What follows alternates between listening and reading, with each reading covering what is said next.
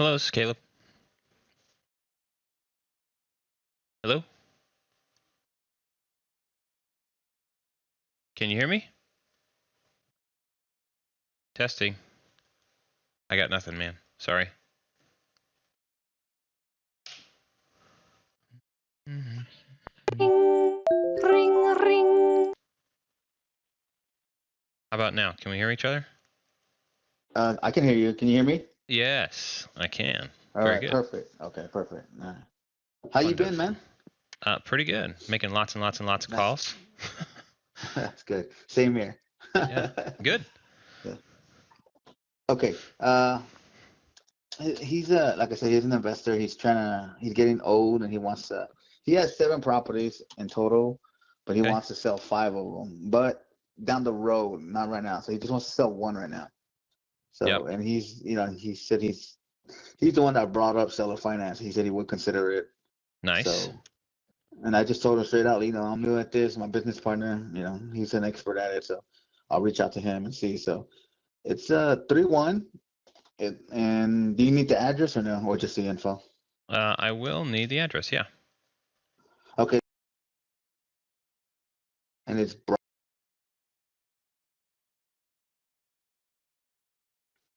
as in Nancy. And the zip code is going to be 78211. What state was that? Texas. I'm sorry. Yeah, oh, sorry. San Antonio, City in San Antonio. Okay. Yes. I should have known, shouldn't I? It's okay. I should just know. Okay. Yeah, I know. It pulled it up in PropStream for me. Yeah, it did. So, same here. It's a 3-1. Cool. What does Mr. Zillow have to say about it? Well, so go ahead. Go ahead. Just what else have you got? What's going on with it? Okay. Well, like I said, he wants to sell it because he's getting older and doesn't want to have to worry about driving across town to work on it. A whole lot. Cause I guess whenever someone rents it, because he's been renting it for so many years. So, but basically, he says the roof is brand like 3 years old. The foundation is perfect. They just had it, replaced or fixed. And then he said the kitchen it's gonna need work. Like it's an original kitchen. And he said the flooring is the wood laminate flooring. Okay. So and then but he said he rented it out for like $11.50 a month. And he said he's asking for $90K. And he said we can counter if we want. So I guess he kind of expected that. Yeah. Okay. And then and then like I said, he's the one that said, he's open to seller finance. So sure. Do you want to get on a Zoom call and I'll kind of walk you through my analysis to see where we're at? Yeah, I mean, screen? Can you send me the link on or text it or whatever? Oh, you know what? My email. I've got your email. Yeah, I'll send you a link. Let's resume on there, and I'll just throw I'll throw a link to a new property analysis or a new Zoom, and then I'll bring up the property analysis spreadsheet, and we'll just walk through it. Okay, cool. All right. Man, thanks. Bye. Okay. All right. So he wants. What did you say? How much? 90. 90. Yeah, 90K. 90K. Let's just put in his numbers. 90,000. Let's do a down payment of 10%. Not $9. 9,000. Okay. That leaves a fine. Can you read this? Okay. No. Oh. Well, definitely let me know that. 150. How about now? Is it a little better?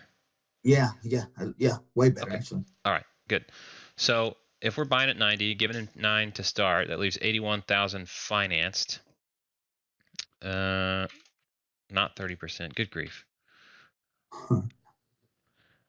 So he's got it written for $11.50 a month. Man, we got plenty of room here. So generally the rule of thumb is we want at least $500 between what we're paying out and what's coming in. So assuming we kept $1,150, we're looking at being okay with paying up to, what is that, $650? $650 a month outgoing payments. So 341 is pretty stinking good. We might do 15-year financing. Yeah, that's probably more like what he would want to see. A little over $500 a month. if he was willing to Okay. actually consider that. So then what I'm going to take that and do is take 559.37. We'll call it 560.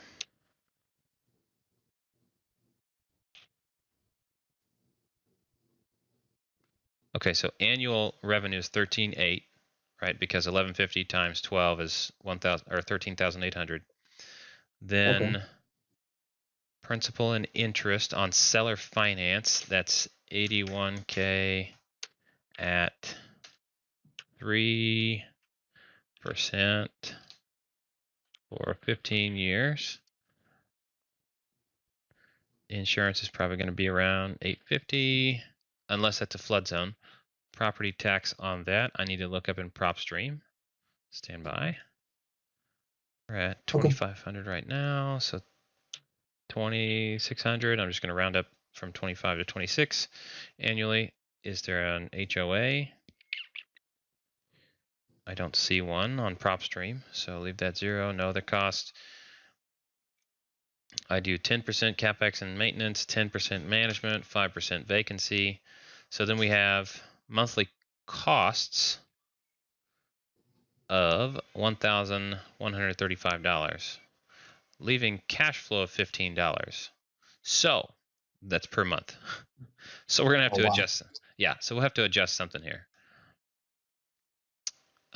Is that market rent or could it go up? No, that's market rent. Okay. So then we go back and look at our seller finance and say, let's put this back up to a 30-year and go down to $342 a month.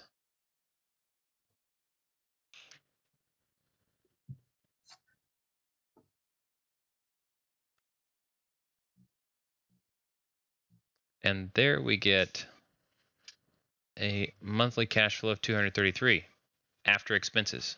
That's pretty good. That's very doable, right? And then so my entry fee is going to be I 9,000. thought you said we had to get at least 500 to 600, right? So Yeah, yeah. If I'm doing math in my head, like if we're just slinging out payment numbers, then if my total outbound payments on like the mortgage or payments is 600 some odd, or is 500 away from what's coming in rent wise. So this number right here, the 342 and the 1150, that's generally where I'm looking for the $500 spread. But that's just a rule of thumb that has to be validated by real calculations. It turns out that after we get into CapEx and maintenance, property management, and vacancy on this one, also property tax in Texas is higher, which kind of hurts my numbers there. Okay. So, what, no income tax in Texas? It's all property tax? Is that basically? Right. Yeah, I think we only Yeah. have. Yeah, you're right. Yeah, so that rule of thumb needs to be modified for Texas when I do those. Arrears, no arrears, assignment fees, 10,000 would be nice. Closing costs 2,500, unless you know otherwise in Texas. No renovations. Well, I mean, to keep it rented right now as is, there's no renovation required, right? He said the kitchen's original, and he just said the flooring is. I guess it's kind of old because he said it's the wood laminate, but like I said, the roof is new. The the foundation is good.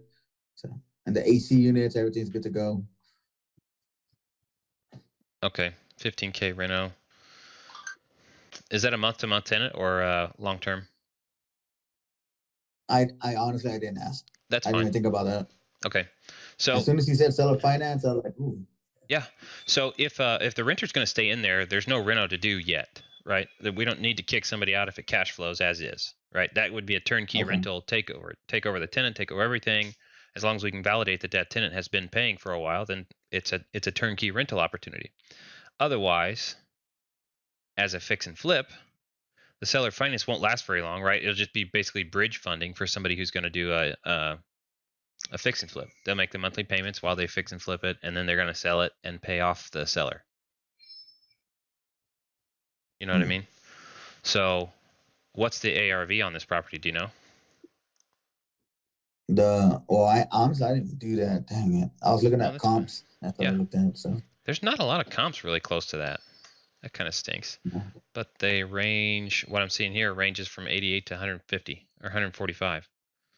And I'll bet the 145 is cute and new. Yeah, it's an older build, but real updated.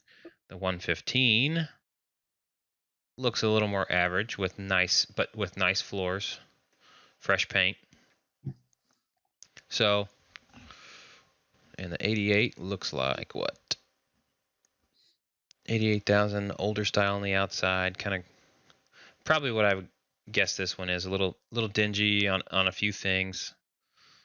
Needs Yeah, that's the one I definitely needs want. paint. Definitely needs paint. But overall, it's very livable. Looks like a regular rental property. So, yeah, I think he's priced right at 90 for like a cash deal.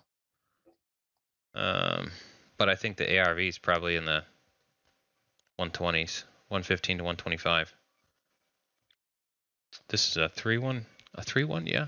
Okay, Yeah, probably 120, yeah, 125. 3-1. So I'm not sure there's enough room for that to be a fix and flip and be profitable after all the costs involved.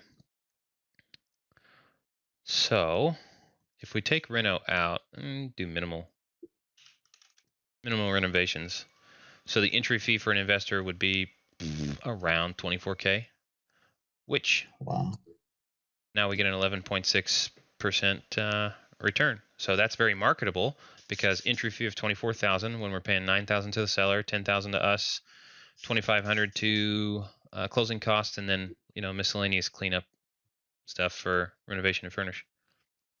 On that, when you say that entry fee 24, who's that? Like, who's gonna be paying that? That's the end buyer, whoever ends up buying it. After all costs involved to get into the deal, like entry fee should include everything you need. So if this was going to be something where it's not turnkey and somebody else, they're going to kick a renter out and do renovation, then we have holding costs that are going to stack up for as long as the renovation is going to take 30 days. You're going to make payments on utilities and this, that, and the other, blah, blah, blah. All that adds up. Then marketing is going to be taking new pictures, putting it up on rental sites and whatever other initial costs. Okay. So entry fee is what I would advertise as Mr. Buyer. This is your total cost. And that's how we calculate your cash on cash return in year one of 11.5%. But I'm not sure this seller is going to be happy with monthly payments of $342 on this. Looking back at my screen. So like a 5-year balloon here. 1, 3, 5, 10. So an $81,000 loan at 3% interest, a 5-year balloon on 12/1/2026, we would have paid $9,000 in down payment, or the buyer would, $11,500 in interest, $8,900 in principal, and then a balloon payment of $72,000 would be due. Wow, that's in 5 years, right? Yeah. Oh, I did that on.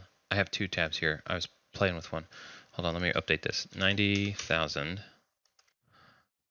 9,000. And delete that. 3% interest, 30 years, 341. There we go. 1, 3, 5, 10. Okay, yeah, we have the same numbers. And then I have a little chart here. So in year 5, the value would be 115,000 just by appreciation at 5% annually estimated appreciation.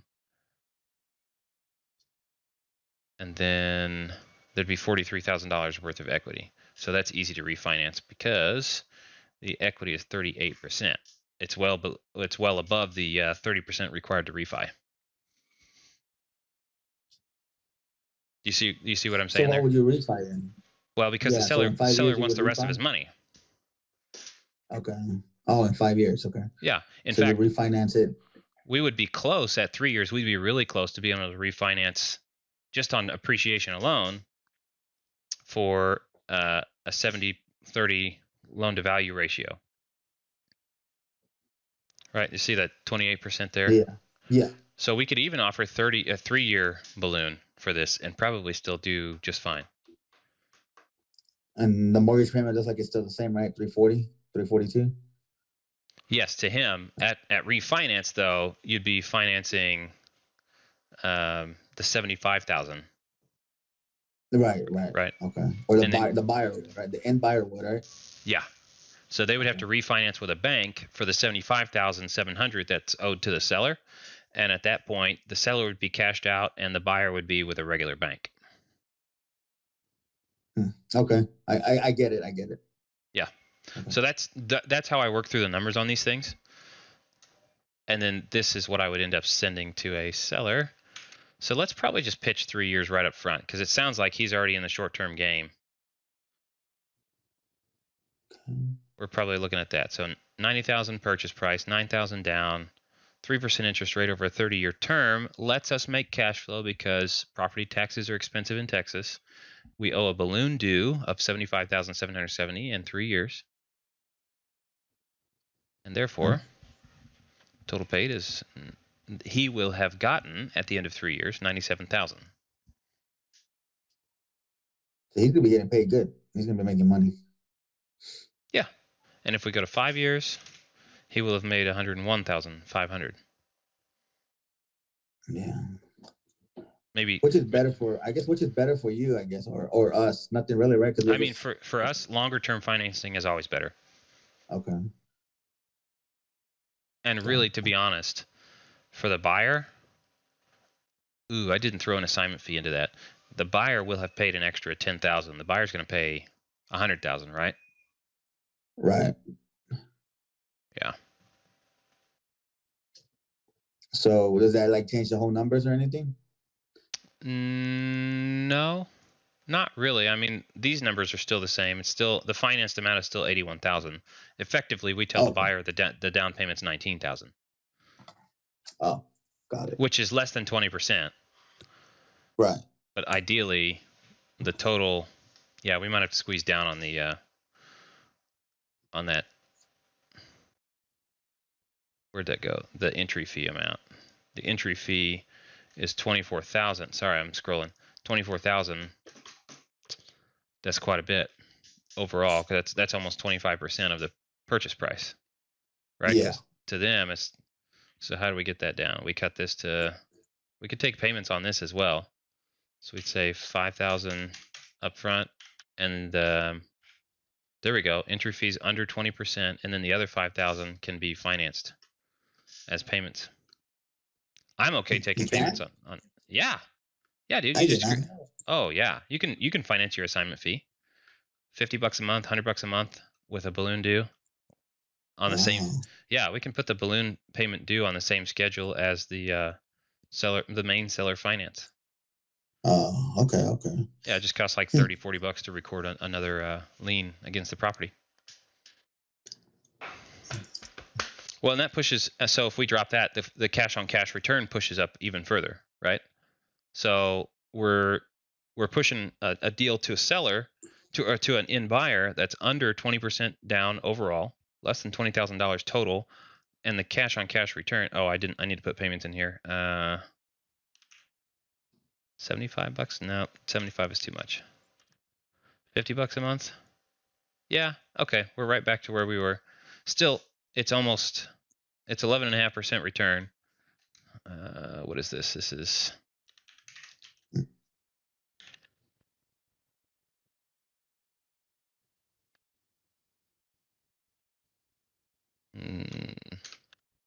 there we go. $5,000 of assignment fee, finance the same term as the seller finance amount. Nice. So they still get an 11% return. That's just in year one.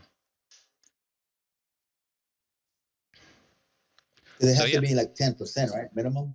The cash on cash return has to be like at least 10%. Yeah, I try to go for 12, and apparently in some of the lower dollar markets, they want 20 to 25% cash on cash return because they tend to be riskier investments with risky tenants. So they need a better return to cover for when they have a bad tenant. Got it. So I'm good to have this conversation with the seller. Yeah, and we'll joint venture like we did last time, man. Yeah. Wow, boom. Yes. No, Oops. Can you, I guess like at the I'm not know what I did here. I guess can you send me like a link for that? The wholesale calculator and rehab cheat sheet? Yeah, this is my secret sauce. So Okay. Oh, that's fine. I can't tell you how many hours I've put into making this thing do what I Yeah, want it well, to do. yeah.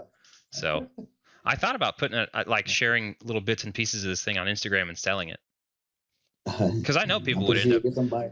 But I'm Yeah. still working on it, right? It's not. I know where the little weak spots are, and I know what I'm clicking and pointing at, but it's got to be like idiot proof before I can sell it or hand it Yeah. away. Okay. So you want me to text the owner, see when he wants to talk, or? Yeah, let's just see what he wants to do, and we can schedule it. Whether that's well, I do have to go Christmas shopping tonight, but later on in the week, or whatever. What about tomorrow? Is that good or no? Yeah, tomorrow's good. In the after 11 a.m. Central. Perfect. Okay. Central. Okay. Yep. All right, Caleb. I'll text you and let you know what he says. Okay. All right. Have fun, man. Thank you Thanks. again. See ya.